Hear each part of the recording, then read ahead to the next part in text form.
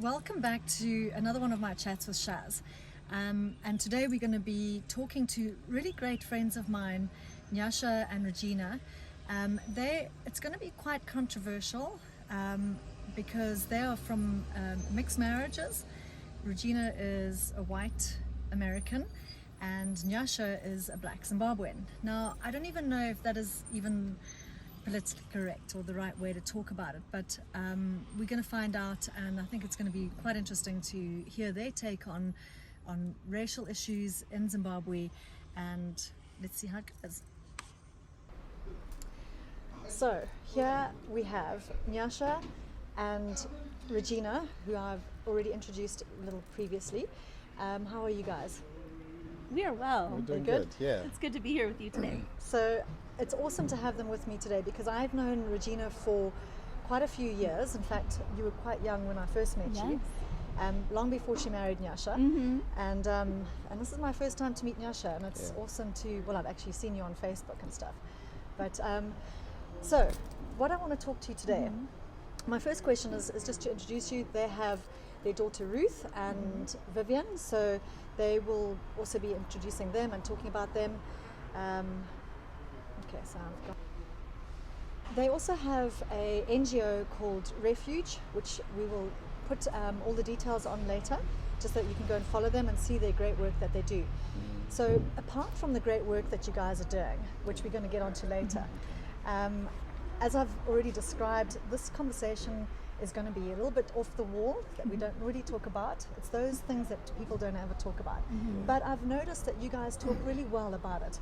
And I think today it's a good time for us to expose the race issue and talk about it openly. And I'm not an expert in this, but you guys are, and we're going to ask you some questions that other people have also put forward. So just to start, Gina, you've been in the country 16 years now. Yeah. You have come here to work with vulnerable people with addictions and going back into society. You also reference a lot of Brené Brown. I can see that you work with Brené. You love Brené Brown. She's an amazing woman. So let's just start first up. I love the way that you explain and express that it's okay to talk about our differences as and I'm not even sure whether I can say a black person or a white person, because I don't even know if that is the right way to talk about it. But you say it's okay to talk about our differences, whether you are black or white or Indian or so tell me a little bit, how did you get over that? Tell me your narrative. Sure. So I think one of the most dangerous things in the conversation about racism is this belief that we have to get our language right every time. That belief that we have to get it right paralyzes us, because we feel like, I'm going to insult somebody if I get it wrong, or they're going to misunderstand me if I say it wrong. And the truth of the matter is, when you're having these conversations inside of a relationship, people don't expect you to get it right. They expect you to try. I find that with Nyasha, with our friends, with our family, I will say things wrong, because language that is acceptable in America, where I grew up, isn't necessarily the language that's used in Zimbabwe, and vice versa. So our daughter, Vivian, who's biracial, is called colored in Zimbabwe, because colored in Zimbabwe is actually a race. Mixed race. It's a mixed race categorization, where if you say colored in America, that references, a racial, a derogatory word that was used in the civil rights era to identify black people. And so it is impossible to think that you're going to get the language right in every conversation. I think what people prefer is vulnerability. And when you put yourself out there and you're willing to have a conversation without being an expert in something, you're making yourself vulnerable. And I have found that people have been very gentle with me to say, I'd prefer if you would say it this way, Yeah. or I prefer not to talk about that, or how about you read this resource and then we can have a conversation about it. I do have friends that love me enough, Black friends, who will say, read this book and have an understanding of it, because it's not my responsibility to be your teacher. And I so appreciate those conversations, but I definitely don't get it right every time. Even as a social worker, even as a white woman married to a Black man, raising Black daughters, I don't get the language right every time. I don't get the words right. I don't even get the narrative right every time. I wasn't born in Zimbabwe. I wasn't raised on the continent of Africa. My understanding of race is very different than Nyasha's understanding of race. And so there are times where you correct me lovingly. There are times when people in our life have corrected me pretty harshly, but they know that I am not coming to this conversation to be antagonistic, to be difficult, to be hurtful. And I think that's what's really important, is that the heart that we have in the conversation is open to teachable moments. So, Nyasha, you also talk about it's okay to acknowledge color and say, well, I am a Black Zimbabwean and you are a white Zimbabwean. And so talk to me more about that and why. I mean, I think it's okay to say that, but there are people who are more sensitive about that. What is your take? It's definitely something that is sensitive. But what I've found in my little experience of life to date is that there are certain trigger things that happen in our lives. A lot of people live with wounds and hurts from the past. So if you say something, the response is never really just about that thing. Yeah, it could come from another place of hurt. It drags all the way back into the past.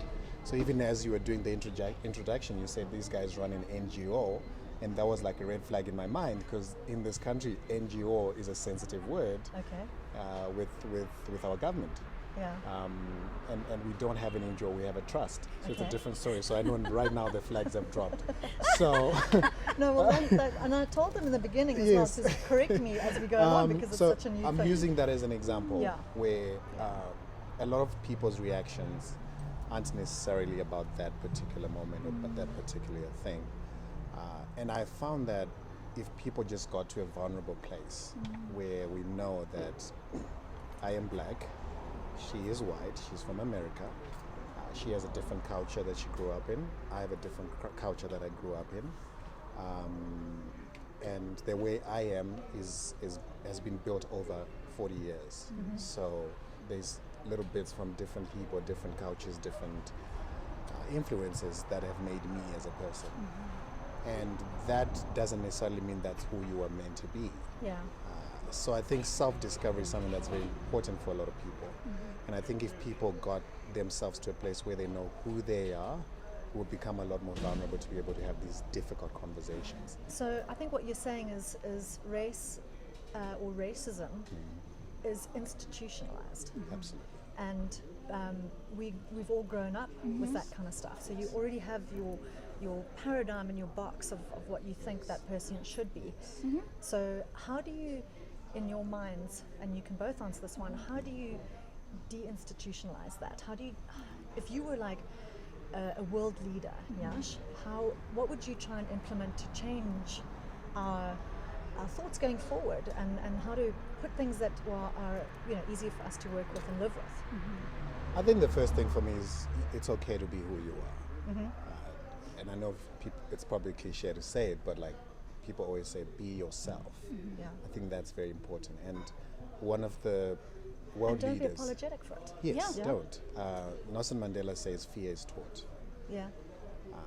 And hate is taught.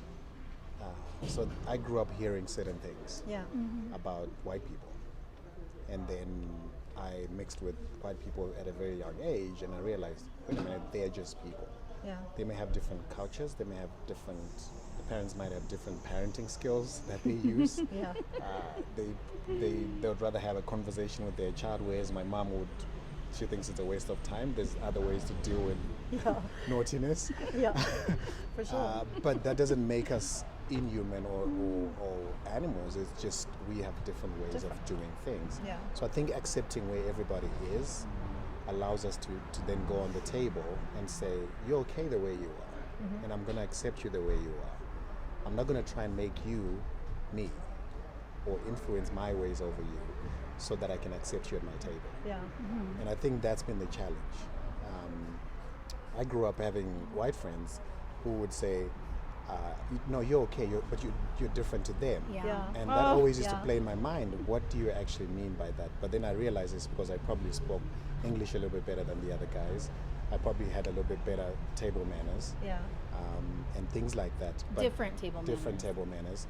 But you see already, she's already right. Which is cool. But which is cool. Yeah. But I think a lot of the things that people struggle with, I haven't had the exposure you've had.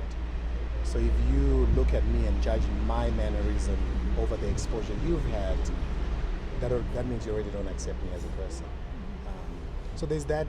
I think that's really the eye that we need to say, it's okay to be who you are. Yeah. And if I'm going to take you to a place, you know what, I'm going to teach you a couple of skills. I'm going to teach you a couple of things. Yeah. So we don't educate each other the right way.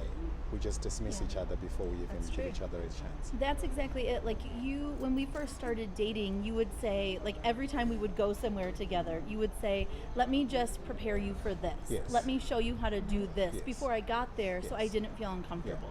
But that's about culture, right? Yes. That's about Because culture. the cultures are so different. Yeah. It's So not just different. because you're white Yeah.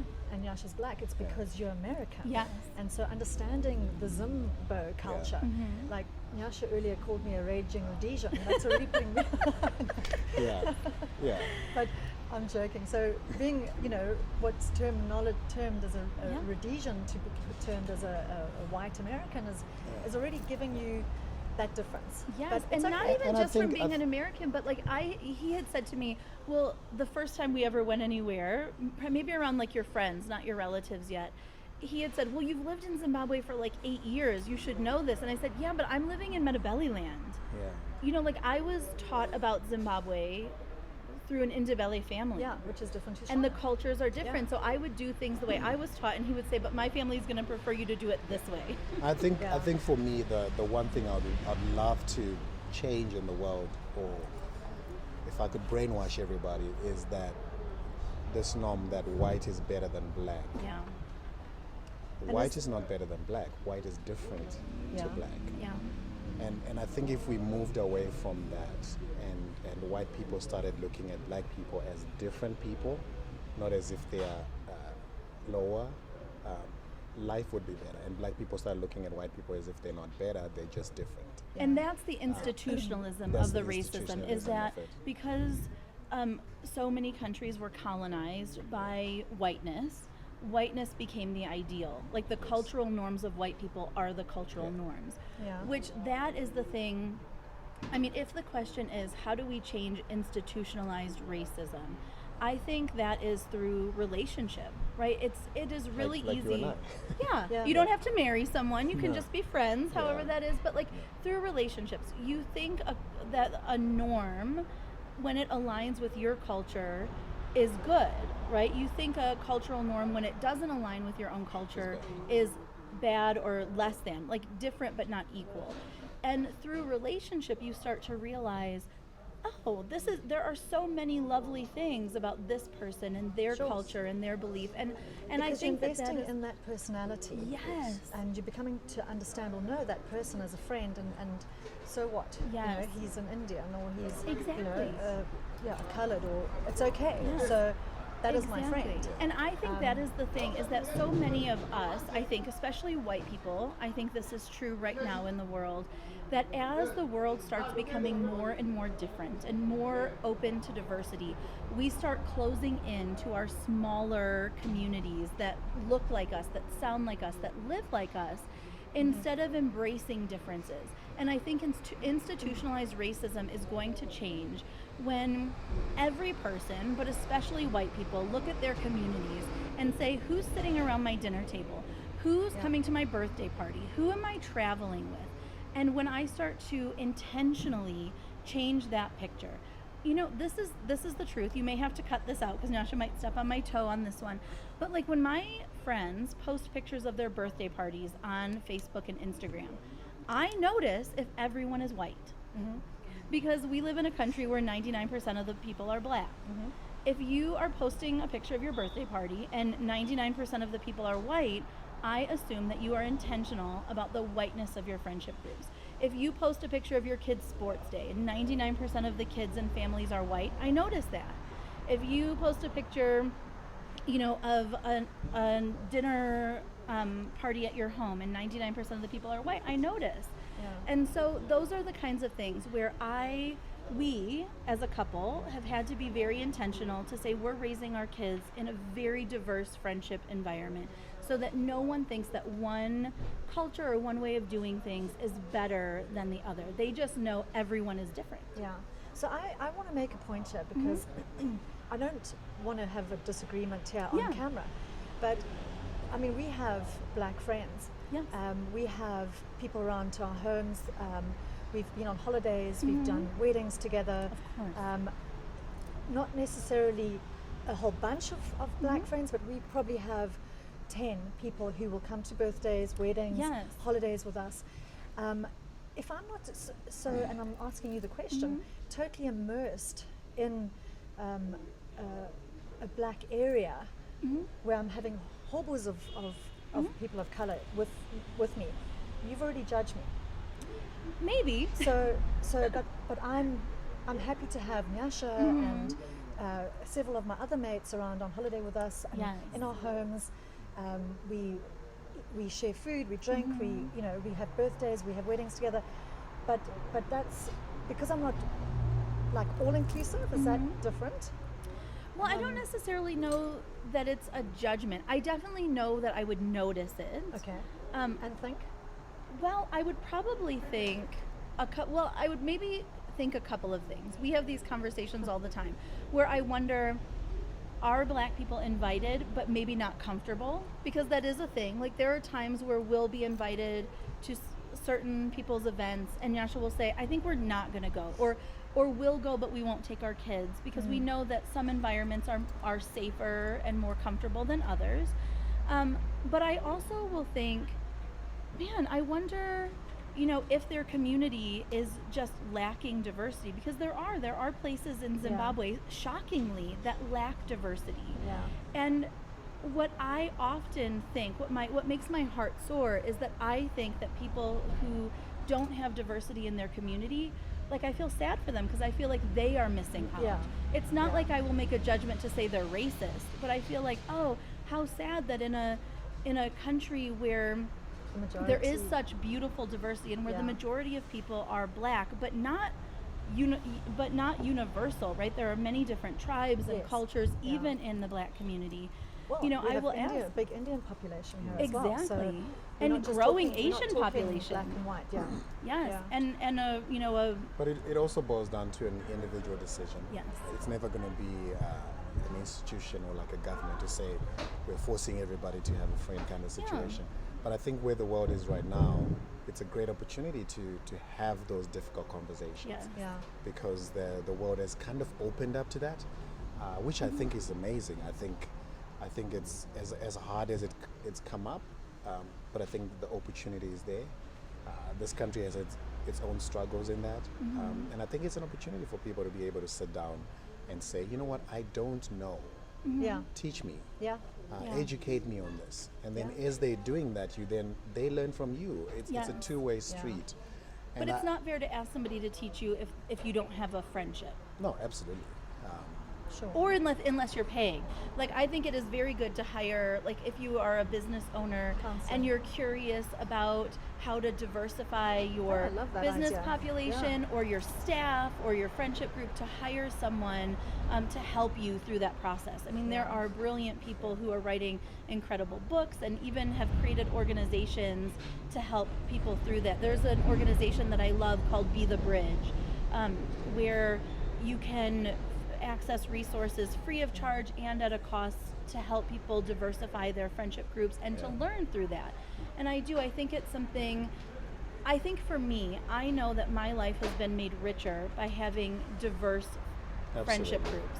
And I want that for everybody. And I do think that is how we move into a future where we love each other and understand and acknowledge and honor differences rather than judge differences. And like you say, it's okay to to honor those differences and to see the differences, but be accepting of that. Nyasha, just one last question before we go further. As a fellow Zimbabwean, and I want you to, there's no secret about Zimbabwe's racial history and what we've come through over the past 40 years. So you are a born free, what we call a born free. Just right there. Oh, you just barely. Okay. So you look much younger than what? Like 5 months at least. Oh, really? Okay. So he's holding his age a lot better than I am. He's a 1980 baby. Yeah. Oh, okay. How do you see it, and how do you perceive racism here in our country, from your perspective? Yeah. I think we've had some progress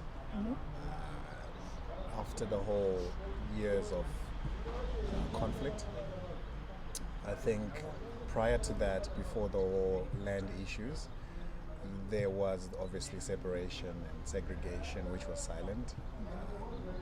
And then the land issues happened, and that kind of built a bridge, which I feel could have been managed a little bit better. But I think the segregation has kind of just gone back to the same place, where it's now you did this, I did this, and you are not coming to the table kind of situation.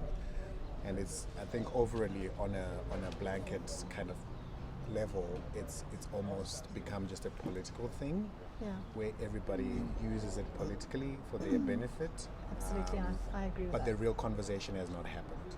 Yeah. I think if it took place, Zimbabwe would be a much better place in the future. But I think it's someone has to start it. There has to be some sort of dialogue, because one obviously feels having taken advantage of, and the others feels the same kind of situation. Yeah. So I honestly think the conversation still needs to happen. Who to lead it, I don't know, to be honest. Yeah. But in certain rooms, certain homes, certain offices, that conversation still needs to happen. So there's still a lot to be done. Yeah. It's sad that it's not taking place, I feel. Shaz, what about you? You live in a different part of the country, and you're a white Zimbabwean. How do you feel like the progress is going? Okay, so she's putting me on the spot here now. Remember, this is my chat. So I know it is. I'm glad you actually asked me that, because I feel that I agree with a lot of what Nyasha says. There is something there. I also believe that we are far more integrated than we allow ourselves to think. I mean, my kids grew up totally integrated in school. They have friends who they all socialize with each other a lot more than, and I'm not going to name other countries, but I do believe that, I'm also in tourism, so I also like talking the positives. Yes. And I don't allow myself to look at the negative side of stuff. So, and I believe that we are a lot better, but yes, there are the fundamental underlying issues, the political issues that maybe come to the fore, which stops us from actually progressing. It's fear. It's fear of certain things. Yeah. And I don't know if the world will ever get to a place where that wound can actually be healed. Yeah. I don't know. But I think... Well, that's utopia, right? Yeah, Yes, but exactly. I think if each person in their own sphere did the best they could from their heart, at least that little pod would be experience some sort of healing, I think. But I think it's an individual journey. And I don't know if my opinion has much merit in this conversation, but I mean, obviously I'm American. My country is having its own racial turmoil right now. And I didn't have experience of Zimbabwe as Rhodesia, but I do have 16 years of experience living in Zimbabwe, 12 years being in relationship with you, and almost 8 years being married, and as a mom. Well, you've seen some changes. Definitely. Surely I've seen changes, but I also think that to wait for a leader to walk us through this process of healing is probably the wrong thing. I think that we have to lead ourselves. I think we have to read books, we have to learn, we have to build relationships, And I think racial progress is made over a cup of coffee and a meal, far with far deeper healing than in a than in a political conversation. Yeah. I mean, I think the you're conversations we have with our people over a cup of coffee or the dinner table is where real change takes place, and it changes the way that your family engages and the way you raise your children and the way you engage even in your own community. So I would say lead yourself through the process. Yeah. I've really enjoyed this conversation, but before we end, I just want to ask you about more of the work that you do with your trust. Gina, you've come from a place of immense trauma, Yes. and I think that's given you the skills, the strength to actually do the work that you're doing now, because you've actually been in that position. So, Yes. if you don't mind, would you tell us a little bit about your history and the work that you're doing now, Sure. together with Nyash? Yeah, so I grew up with parents who were alcoholics, and there was a lot of violence and trauma in our home. And when I was around 8 or 9 years old, my brother and I were removed from our parents' custody and went into the foster care system and were parented by my grandparents. Because of that, later in life, I studied social work, and I became a clinical social worker and worked as a therapist, focusing on helping children and teenagers in similar situations who were struggling with mental health challenges and identity issues and addiction to find healing. And that's what I was doing when I accidentally moved to Zimbabwe.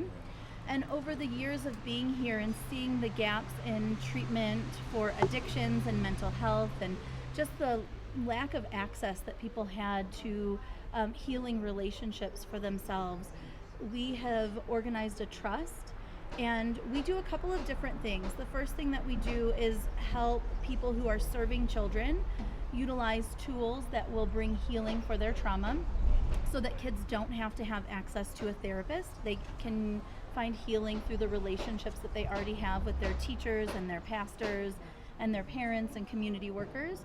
And we started a ministry at our church at River of Life called Revive that helps people struggling with mental health struggles and addictions to find their way into recovery and healing. It's a very interesting time in the country with the economical challenges that people are facing, and usually when you have such level of social issues, there's a lot of abuse on any level. And what we are seeing, which is being addressed on many different platforms now, is the growth of addiction, especially in the high densities, lack of employment and all of that. I've had the experience to actually go out there and see it firsthand. It's more than what you read. Really? It's really sad. And I think later on in the future, we've started reaching out in communities, Padanyatwa, Harare Hospital, those places, because that's where they can only go, because those are the government facilities. But then they go back to the communities, there's no support system, and they fall back right into it again. So I think one of our visions is to establish places in those communities that people will have some sort of support once they're out. And what I've learned from it, sometimes that they're left with no choice. That is the only choice, to keep going. Sure. So that's sort of the work we do. It's ongoing. You can never do enough in this world, I guess. Yeah. But you know what? It's always one small step. Yes, and it is. You can't change the world, but we can do a little bit as we can. And I've watched your work over the years, and I'm absolutely amazed. And I love what you guys are doing. If you guys want to watch more and get involved in Refuge Zimbabwe, just follow the link that we'll put up online now. And guys, it's been an absolute great honor to talk to you today. for having us, and I think jumping into some of this very sensitive stuff. I know we can't discuss it everything and finish everything, but I think it's a good start to start having those kind of dialogues. No, I think what you guys have done and what you're trying to achieve, and the words that you're trying to put out there, I think is fantastic. And we're going to have more conversations about this. Yes, So- I would love to. I know for me, in my personal recovery, I've been sober from a drug and alcohol addiction for 22 years, and that in and of itself provides so much hope for me. I see the capacity for personal healing, and how when you experience your own healing, you bring healing into the world, and that's what we try to do. And I think, that's really big of you and quite vulnerable of you to put that out there. But I also think that during this COVID era, there's so much more mental Absolutely. health issues, Yeah. and we'll only realize the depth of that later on in a few years' time. Of what Absolutely. even more work that you're going to have to be doing. Yes. So thanks, guys, for being with us. Thank And you so much. yeah, if you like what you're hearing, and if you want to comment on anything that we've brought up, if you have any opinions, please let us know in the comment section, and follow Nyasha and Gina and their great work. And it's great to see you guys. Thank you. Bye. Thanks.